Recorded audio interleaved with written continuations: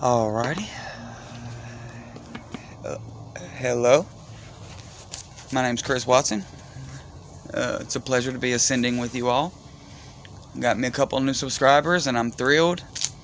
Shout out to T. Taylor. Anybody who watches my channel, check her out. She's the crystalline chick. She's a beautiful person, and she has love in her heart. She's an empath, just like most of us, and she's here for this awakening too, and spreading knowledge about the crystalline body, the crystalline light body activation, and other awakening stuff as well relating to ascension. Today, I want to talk to y'all about the events that led to my awakening. I haven't done this yet, so another light worker named Ralph Smart, and he's got a really big channel now. He's growing pretty rapidly. Says that this lovely quote, that religion is for people scared to go to hell, and spirituality is for people who've already been there. And it resonates. That's like it's so true. So starting out, I was born into a very dysfunctional family. My mom got pregnant with me at 14 years old, had me at 15.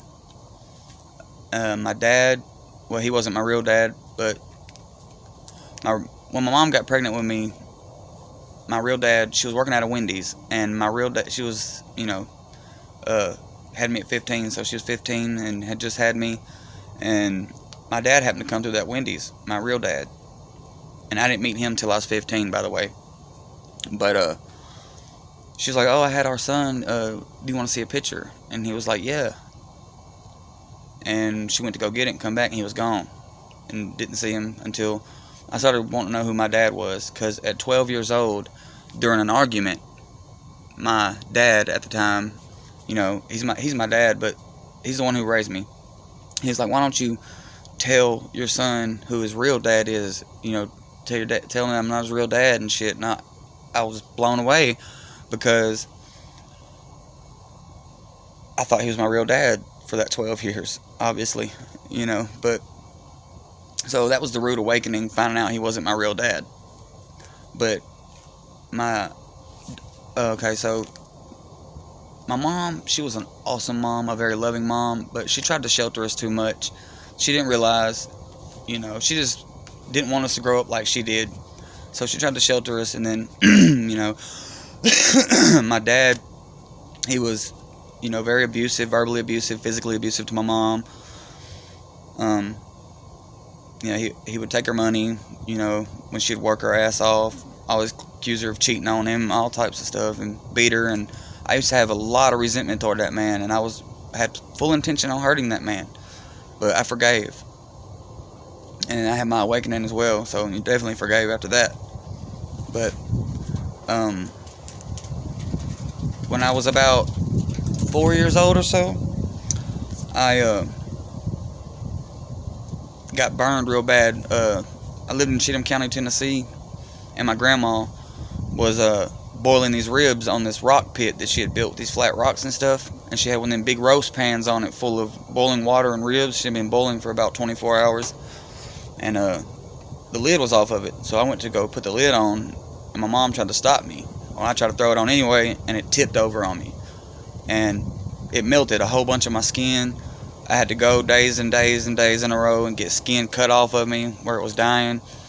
I had to get that Silvadine cream rubbed on me, and it caused a lot of, some kind of damage, because I had to relearn how to say my ABCs. I had to relearn how to walk. I forgot. I guess the event was so traumatic. I could hear my feet boiling inside my shoes. I remember that. And my mom took my shoes off, threw me in a bathtub of cold water, and put ice on me. And they said that right there saved me from a whole lot, her doing that, rapidly cooling my body off. But I started out as an empath who loved everyone, and I got lost, because I incarnated into a very harsh reality. So I got burnt, I broke bones, and, broke my leg, broke my wrist, broke knuckles, all that stuff. I got bullied, and then, my dad, was, kind of racist, and tried to enforce that on us and wasn't going to have us with somebody outside our race. And of course we all rebelled because we wasn't here for that type of shit. So my dad raised me. When I got bullied, he had enough, and he told me that if somebody got in my face and did something to me or tried to start something with me and I didn't do something back, then he would beat my ass when I got home. So I didn't have a choice to fight. It was either fight or get my ass beat when I got home. So it turned me into a fighter. And then I fought, realized I was good at it, and it turned me into an even more fighter. And then plus he was beating my mom, and I watched all this stuff growing up. And basically my dad was a woman beater, and at the time, he was a coward to me because he didn't want to fight a man. And it's starting to snow out here. Wow, it's really cold out here. I'm actually cold, but I wanted to do this. So my dad, what I found out he was doing, when I realized how much he wouldn't stand up to a real man, he would beat women, and I realized that he was raising me to be the person that he wished he could have been. And I was that person for a long time. I didn't take shit off nobody. I would beat people's ass, but that wasn't me. It wasn't who I wanted to be.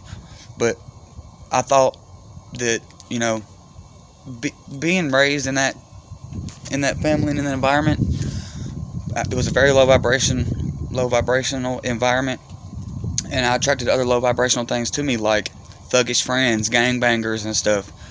And I led to me doing drugs and being a gangbanger and doing hardcore drugs and selling drugs. And so being involved with gangs, I ended up going to jail, in and out of jail. And then finally, I went to prison. Did me right at 2 years in prison. During that time, my mama passed away at 43 years old from lung cancer. And that same year, my best friend Adam, he's tattooed right here. R.I.P. Adam, 2014. My mama passed away on Valentine's Day, 2014. So, okay, that would have ruined Valentine's Day for a lot of people.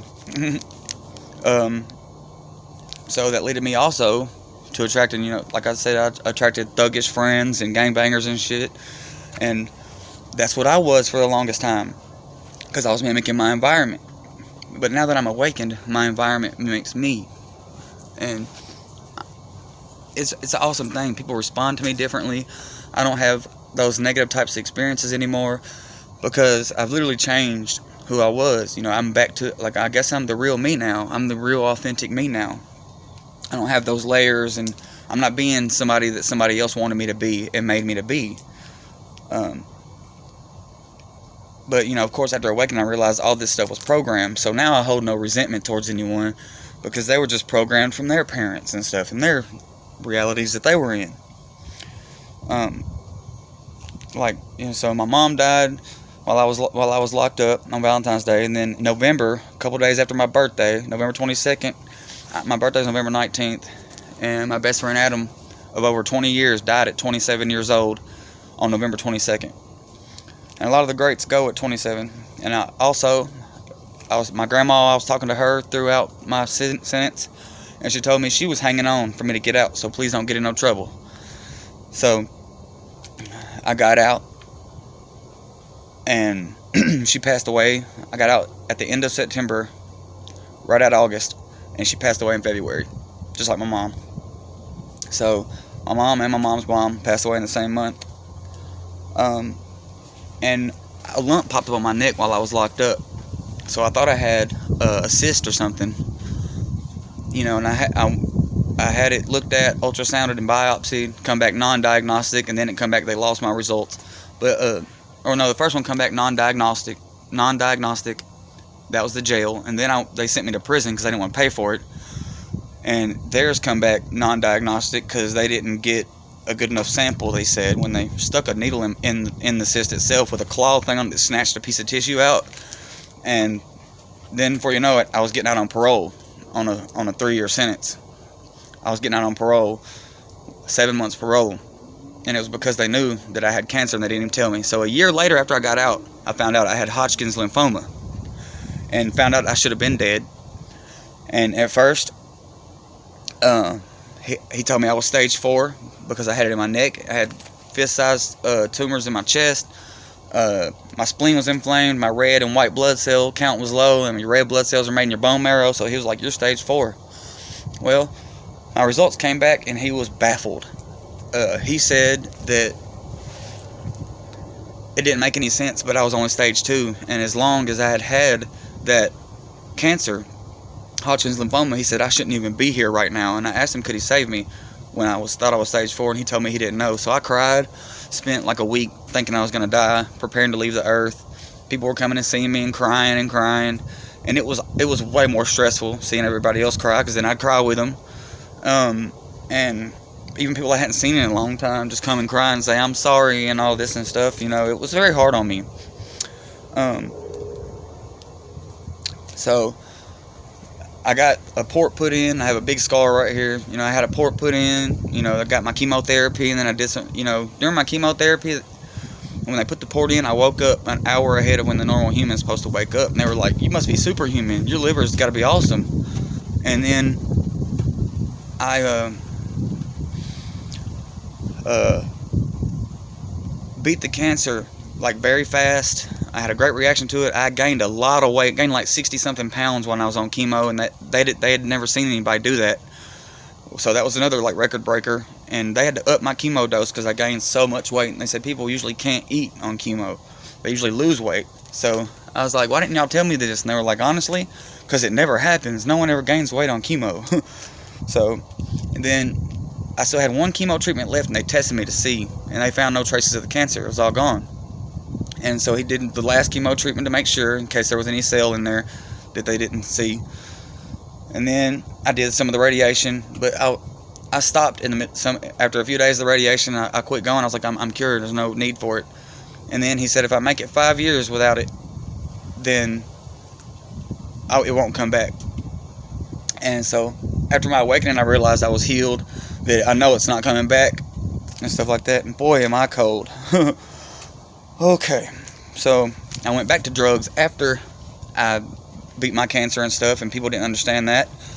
And then all of a sudden, I got curious and started doing all this research and stuff, and ended up leading to my awakening. I started out with like government and then ETs, and then come across a video that was like, if you're watching this, you're in the middle of a spiritual awakening.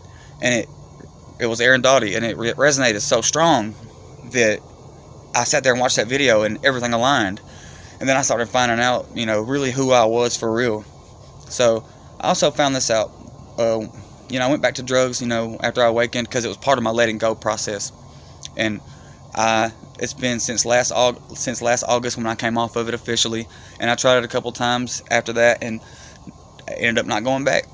And I'm done with that phase of my life, and I'm so glad, because I was an addict for probably 15 years. But I found out it's pretty common for a lot of light workers to have been on drugs, or been drug addicts, or drug addicts, or are drug addicts, because a lot of us incarnated in such harsh realities, because a lot of us came from higher vibrational dimensions. It was very painful and difficult for us to lower our frequency to incarnate here in 3D. That's why there's like a lot of honor and respect for us. Not that we're better or anything like that. It's just, we're just honored. I honor everybody anyways, but, we're respected, highly respected and honored for incarnating here to take on this mission. We knew the difficulties. We knew before we incarnated that there was a chance we could get lost and stuff. And I got lost for a while. But me waking up at 33 and my name, waking up at 33, finding out what that 33 meant, and then finding out Jesus died at 33. It's the number of the master teacher, Christ consciousness, and then my name, Christopher, means bearer of Christ in the heart. Let me know who I am and who I'm connected with. So a lot of us came in this reality, it's harsh and, difficult to adjust. And I remember moving my body weird when I was a kid, because it just didn't make sense to me. It was weird.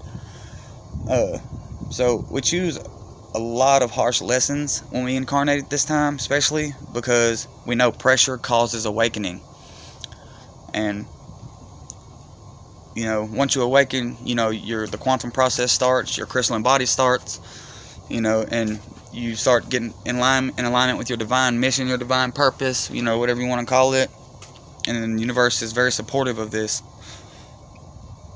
But I was never fooled by religion or government or nothing like that, so I didn't really have a lot of that to worry about, when I growing up. But I just wanted to let y'all know that I've been through hell, and I wouldn't take any of it back, because it was all the pressure that I needed to wake up exactly when I did at 33, right on time. I woke up right on time, exactly when I was supposed to, and so will everybody else. They'll wake up exactly when they're supposed to. And although, like Magenta Pixie talks about this, although you do plan everything before you incarnate, the beauty of free will is it can change. So people can awaken that decided they wasn't going to before they incarnated. They can decide to awaken, or you can plant the seeds that cause them to awaken if they're open to it. You can't wake anybody up really, or cause anybody to wake up. You can just give them the information, because their consciousness, they consciously got to make the choice to wake up. From my experience, anyways. But and I wasn't never the racist thing. My dad tried that, and that stuff didn't resonate with me at all. But he's I